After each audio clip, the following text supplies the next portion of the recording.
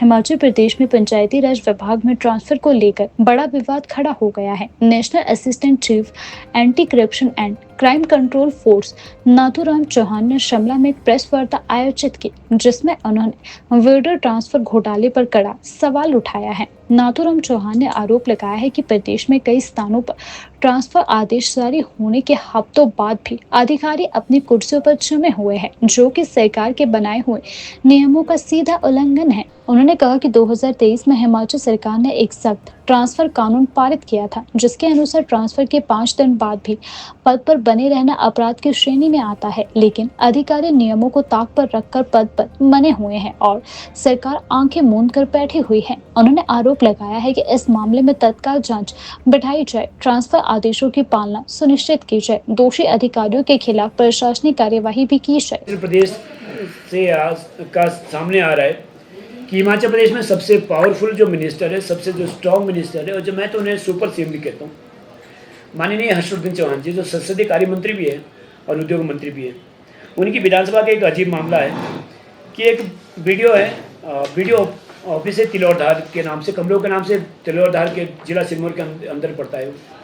वहाँ पर एक वीडियो साहब थे और उनकी ट्रांसफ़र हुई थी 13/8/2025 को, यानी कि पिछले महीने। लगभग 26 दिन हो गए, 26 दिन अभी हो गए, 26 दिन में उनको ऑर्डर नहीं अभी तक भी अधिकारी वहाँ पर बैठे हुए, अभी तक भी अधिकारी अपनी सीट पर बैठे हुए। बड़ा अजीब मामला था ये। इसी संदर्भ में सचिव विकास विभाग हिमाचल प्रदेश ने 3 तारीख को, यानी कि आज से 5 दिन पहले शो कॉज नोटिस निकाला है कि आपका जब ट्रांसफ़र 13/8 को हो चुका है तो आज तक भी आप सीट पे कैसे बैठे हुए हैं, आप कैसे काम कर सकते हैं। 25 दिन होने के बाद भी अधिकारी ज्यों के त्यों हैं, अधिकारी अपने पद पर बैठे हुए हैं। इसी संदर्भ में एक लेटर निकाला था 2023 में, हिमाचल सरकार ने लेटर इशू किया था। ये लेटर, इसमें चीफ सेक्रेटरी से लेकर के तमाम लोगों के साइन है, chief secretary, chief minister Himachal Pradesh, तमाम लोगों के, सभी विभागों के साइन इसके ऊपर। इसमें कहा गया है कि 5 दिन के अंदर जिस अधिकारी की ट्रांसफ़र होगी उसे 5 दिन के अंदर अंदर वहाँ ज्वाइन करना होगा, और अगर वो अधिकारी 5 दिन के अंदर ज्वाइन नहीं करता तो उसे सस्पेंड भी किया जा सकता है, उसे बर्खास्त भी किया जा सकता है, और उसकी वहाँ से रिलीफ माना जाएगा कि व्यक्ति वहाँ पर है ही नहीं, पोस्ट पे ही नहीं, ऐसा मान जाएगा। ऐसे ऑर्डर इसमें लिखा हुआ है जो हिमाचल सरकार ने जारी किया। लेकिन वो व्यक्ति अभी भी है पोस्ट पे, वो वीडियो अभी भी है। अभी ऊपर का खेल है।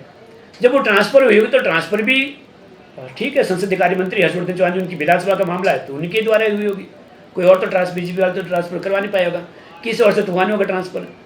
अब इन्होंने किस आधार पर ट्रांसफ़र किया था, अब किस आधार पे ये व्यक्ति अभी भी वहाँ रुके हुए हैं 26 दिन होने के बाद भी, ये ऊपर का मामला है। कौन मंत्री से मिलने आता है, फिर कौन रुकवाता है, कौन करवाता है, कौन, ये अलग विषय। पर इसमें सफ़र कौन हो रहा है? सफ़र इसमें आम आदमी सफ़र हो रहा है, सफ़र इसमें आम जन सफ़र हो रहा है। जैसा कि पिछले 2 हफ्ते पहले माननीय सुखविंदर साहब ने कहा भी था कि हमने पंचायतों को और अधिक शक्तियाँ दी है, पंचायतों को और पावरफुल बनाया है।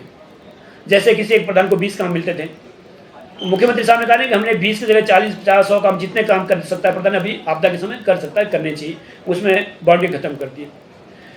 मुख्यमंत्री साहब ने कहा था कि हमने लगभग जो भी बजट था, जैसे 1 लाख का, 2 लाख का, उसको भी दुगुना कर दिया है कि आप उससे दुगनी राशि भी खर्च कर सकते हैं। उन्होंने कहा था कि हमने पूर्ण रूप से शक्तियाँ दे दी वीडियो साहब को, पंचायतों को, कि वो काम करें। पर हैरानी की बात यह कि 26 दिन से जहाँ पर वीडियो ना हो या जहाँ पर कोई काम ना हो रहा हो, तो नए काम तो छोड़िए, नए सेंक्शन तो छोड़िए, पिछले काम, पिछली सेंक्शन भी लटकी पड़ी है, पिछले सेंक्शन भी अधर में लटकी हुई अभी।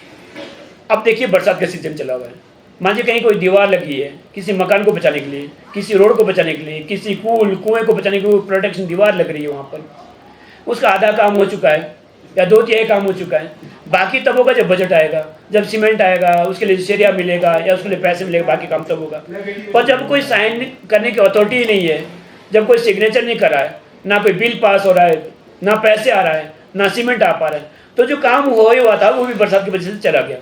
वो काम तो गया ही गया, उसके साथ जो घर, मकान या जो ज़मीन, कुएँ, कूल थी, क्योंकि उसकी प्रोटेक्शन की दीवार दी जाती है, लेकिन प्रोटेक्शन दीवार तो बनी नहीं वहाँ, उसके साथ वो भी चलता बना। तो जो नुकसान हो रहा है जो विभाग का नुकसान वो अलग बात है, लेकिन जो व्यक्ति का नुकसान हो रहा है उसकी भरपाई कौन करेगा?